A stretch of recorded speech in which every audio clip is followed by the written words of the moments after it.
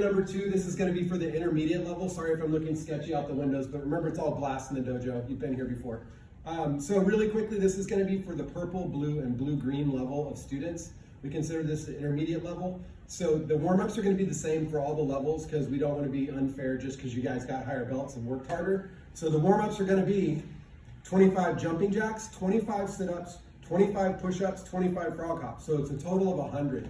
If you want to double it up, you can do that too because you guys are studs. So, but I would keep it at the same numbers. Once you guys are done with the warm-ups, we'll move on to the basic section of the thing. So pause there. Okay, so let's talk about the elephant in the room.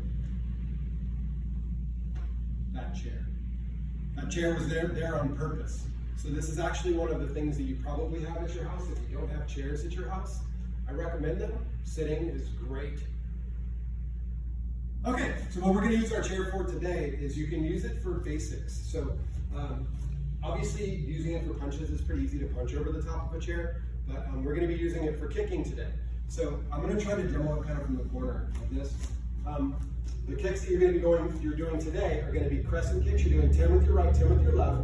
You're going to be doing 10 roundhouse kicks. Roundhouse instep and ball. So thinking about the striking surface.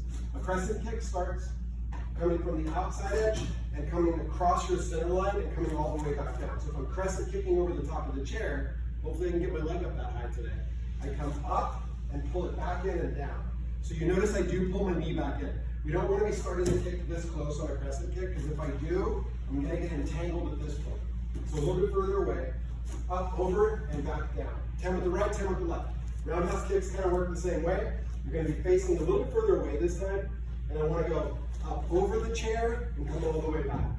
For a roundhouse instep kick, I'm using the top of my foot, but same concept, making sure that my toes flex all the way backwards, hitting with that nice bony part way up here. Okay, so the other part of the warm-up basics today for you guys is going to be 10 rear elbows, downward elbows, side elbows, 10 per side just like before. Rear elbows, downward elbows like in DT18, and side elbows like in DT2. Also, kind of a dope dance, especially if you have a piece of paper in your hand. 10 back fists, so reaching out, hitting with the back of your fist. A shuto, coming across your body in a circular motion, so you're kind of hitting to the side of the neck. Cross-hand shutos as well, so hitting straight into the trachea. And back kicks, easy peasy lemon squeezy. Up in front, out back behind, rechamber, and then set. Please kick higher than I do. I'm a really, really old man. Last part of the basics for warm-ups is going to be your 8-point blocking with your counter strikes. So if you're a purple belt, you've already learned it. But super quick, I'm going to go through it just so you guys can have a reminder. I'm not going to narrate this one as much. So horse stance, block 1, block 2, block 3, block 4, block 5, block 6, block 7, block 8. All right, which block was bad? Put it in the comments section. All right, now what I would recommend, since you guys are a little bit higher ranking, instead of just doing it while you're standing in place, except for the chair drill, maybe don't move around a lot for that one. But I would recommend moving around while you're doing your basics. So practice your half moons, your hinges, your V-steps, what else is there? Shuffles, step drags, practice all of your stuff, but do your basics from moving. Otherwise it gets kind of stagnant. Also, you want to try to make sure you're moving around to try to keep your immune system up. Super important. Parents, what I would recommend is make sure that they're practicing this in a really safe area in the house. So if there's a lamp or anything in the area that they could knock over, or anything like a cat or a dog that could just wander into the area, maybe keep the dog away, because if they're doing a full power kick and they kick your chihuahua in the face, the chihuahua's not going to be happy about that. All right, thank you very much. Okay, anyway, DT 6, 7, 3, 2, 5, 18, 8, 9, 12, 4, 10, 15, 11, 14, 26. So that's everything from all the way from white belt all the way up through green belt level to attain green belt level. Some of you guys won't have learned these defense techniques, and we're going to be trying to include a link to the Learning Center, which you'll be able to see all the techniques in the comment section on that. Not in the comment section, but on the video. So also you're going to be doing Kempo A through O. In just a second, I'm going to be going through those. But when I do go through those, what I want you to do is take the images in mind of what the Kempo looks like so you can put them on your flashcards. The flashcards are going to be the same thing that we did with the beginner level students. I'm going to show you Sensei Courtney's amazing artwork. So this is her DT6 one. I'm going to start with the best one. I'm going to start with DT6. And so she wrote what it is on the front, and you're going to arrange these in a circle on the floor wherever you have room. Put it on the floor, and on the opposite side you'll have, you can draw a picture of what the technique looks like to you. This is what it looks like to Sensei Courtney. It's amazing. Everybody appreciates her artwork, except maybe she could spend a little bit more time on it next time, but that's not the important part. The important part that is supposed to jog your memory. So arrange those in a circle. You can do the techniques, just pop up a flashcard and get after it as fast as you possibly can. Just a second, I'm going to show you what the Kenpos are that you're going to be doing for this section. Okay, so I'm going to be demonstrating the Kenpos from G all the way up through O for this particular section. G, H, I, J.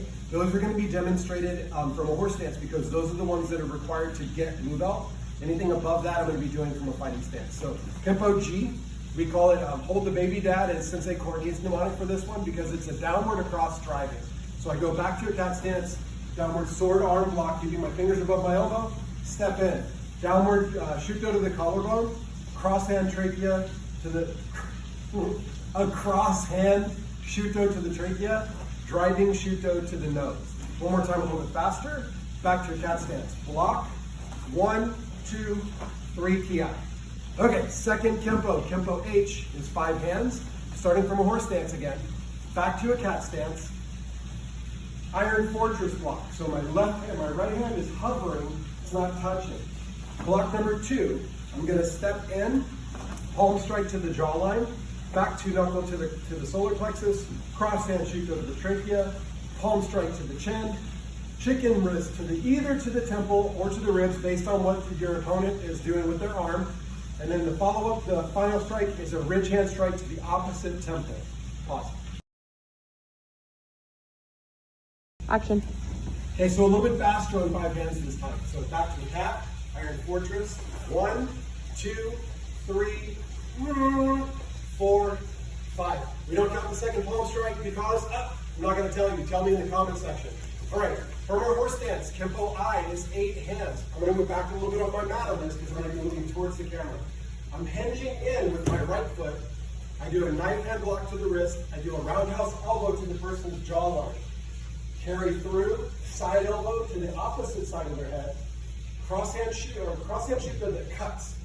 Roundhouse elbow with my left to the opposite jaw. Back 2 knuckle to the solar plexus. Cross hand shuto to the trachea. Oh my gosh, how many hands has he done so far? Shuto to the side of the neck. Carry through with that same motion. Hammer strike to the groin, protecting your face. Side kick towards whichever knee is appropriate. Cross long arm. One more time. Kenpo I, 8 hands. Hinge in. Hit. Hit. Hit. Hit. Hit. Hit. Hit. Hit. Ay-yah!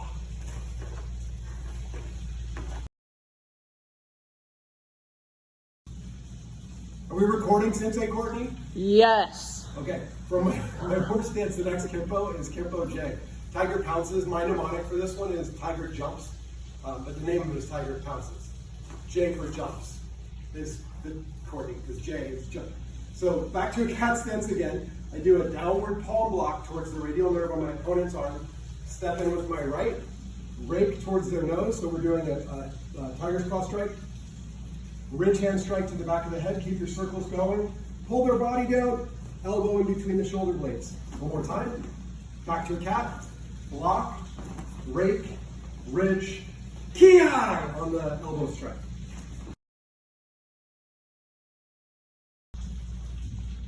Okay, Kenpo K is going to be snake 1. So I'm going to be, I call it kissing snakes. K for kissing is my mnemonic on that one. I go for my fighting stance this time. I'm going to go back to a cat, block around the outside of their arm, grab onto their lapel or to the back of their hair, anything that protrudes a little bit that I can grab. I'm pulling back, my right hand comes up and I'm using 3 fingers to strike either into their eye or into the suprasternal notch, aka clavicular notch. One more time for my fighting stance. Back to a cat, parry, wrap, hold, and hit with the strike. There's fun finishes on that that we'll get to way later in the video series. Kempo L. We're trying to go back to back on these. I'm starting from my fighting stance again. This time, instead of moving back, I'm moving forwards. Move forward with my left, step drag, check with my left hand. I'm going over the top of the person, over my arm on the outside. I come from the inside and I'm going to be hitting the opposite side of their jaw. At the same time, I'm hitting to their kidneys. So think of them as going opposite directions from one another. Let's do just that first part again. Moving forward, over, and then when my top hand passes my bottom hand, it changes direction and goes straight down to the ground. So I'm pushing my opponent down onto their back. My right leg, since my hips are already geared up, is going to lift up. I do a toe kick into their solar plexus. So think of it like you're trying to test the waters like Bugs Bunny from the 1920s cartoons. And you're hitting with that one big toe right in the middle of their body. One more time, Kempo L, snake 2. Moving forward, take them down to Chinatown, lift, drop, cross on guard.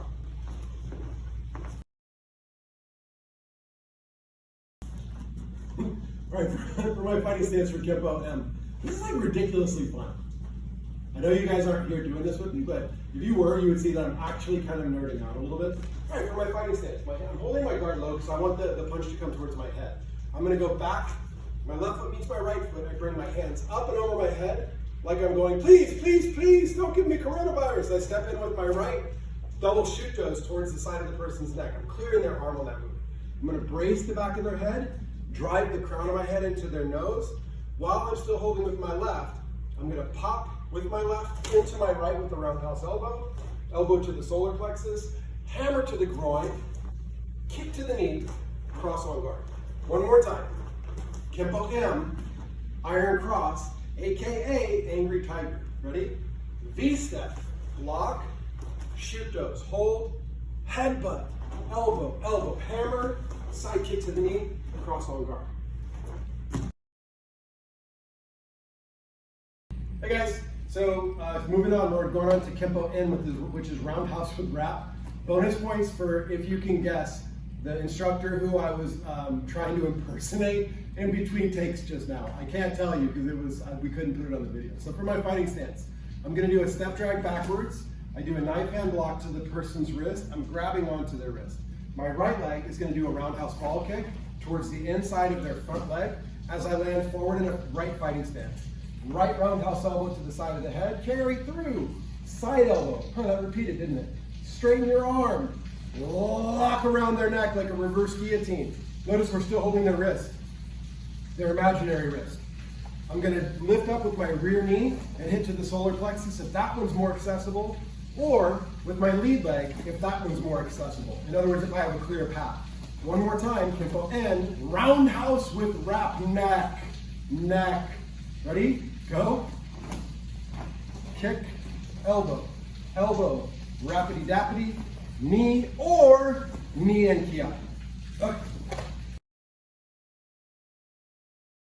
Go. So for my fighting stance, what I'm going to be doing for Kempo O is I'm moving slightly to my right. So if you think of it like in a giant clock, we've got 12, 6, 9, and 3. Think of it like I'm almost stepping towards 3 o'clock with my right foot. So step. I'm going to do a check with my right hand. So I'm going to the inside of the wrist. My left hand comes through and I'm doing what we call a weekend strike. So you're hitting with the knuckles and letting your wrist break. So it kind of has that whipping motion, like a really cool whip. My fighting stance again, first move, 1, 2. I'm going to move in on that second move. I'm doing a small little hook punch with my left to the jawline as I move in, kind of outside their left arm. Back 2 knuckle to the solar plexus, cross hand shoot to the groin. Switch kick is next. It's kind of a weird one. So we're jumping, kicking with our trail leg to the groin with an instep kick, and switching our stance at the same time. So both legs jump, hit to the groin and land. I'm going to hold their wrist if I'm tethering for dojo safety. I don't think you're going to be taking each other down at home, so you can ignore this one for today. We'll just keep it up on guard. I'm going to come up and around their leg and wrap all the way behind my own leg. I do a tiger's mouth to the trachea while I'm doing the takedown. So I'm taking their bottom and top at the same time. Once they're on their back, which they should be right here, I'm dropping down with my right knee to hit to the groin, chamber my right leg, side blade kick to the trachea, cross on guard. One more time, Kempo O. Step in to the inside, re-kick, hook, back to knuckle, shoot down, switch kick, set, tether or don't, wrap takedown, drop, blade kick to the trachea, cross on guard. Last part that we always have to remember to do is there's got to be a challenge. If you're not working towards goals, then really what are you doing? So, well, you're always working towards goals, whether you verbalize them or not. There's always a goal that's in mind. Otherwise, you wouldn't be doing anything. You'd just be sitting around eating Cheetos, like some of you probably are doing at this very moment, eating hot Cheetos. Put them down, get up, do the video instead of just watching the video. So the last part of it is the at-home challenge. So what we're looking for is trying to keep your proficiency and with as much speed as possible too. So you're gonna wanna go through all of your defense techniques with 3 rounds, just like before. You're going, the first version is gonna be no timer. The second version is gonna be with 5 seconds. And then the third version of the challenge is gonna be with under 3 seconds for the techniques. Parents, if you have any questions about how to count that down, we're pretty specific about how we do it in the dojo so we can keep it uniform. Just please shoot us a line, give us a call, whatever. So thank you, that's section 2, complete.